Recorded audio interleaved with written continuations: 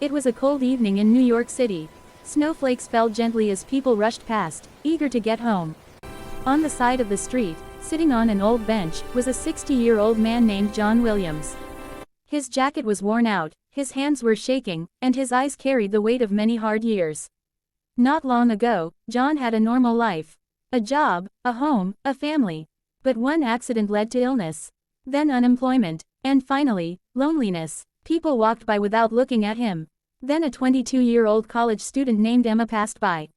She worked part-time to pay her tuition and didn't have much money herself. But when she saw John, she stopped. "Sir, are you okay?" she asked softly. John looked down and replied, "I'm just cold and tired." Emma reached into her pocket.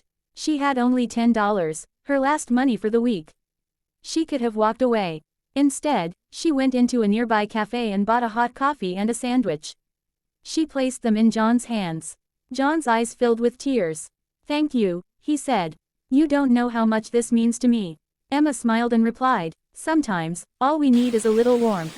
Then she walked away, but her kindness did not end there. A man named Mr. Richards, a successful businessman, had been watching from across the street. He passed that road every day. But this time, he stopped.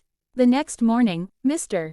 Richards returned. He took John to a shelter, helped him get medical care, and weeks later, offered him a security job at his company.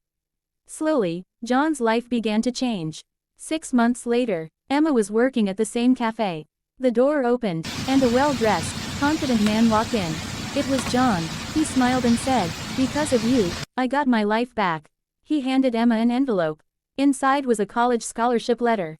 Her entire education had been paid for. Tears rolled down Emma's face. John said gently, "You gave me food for one day. But kindness gave me a future."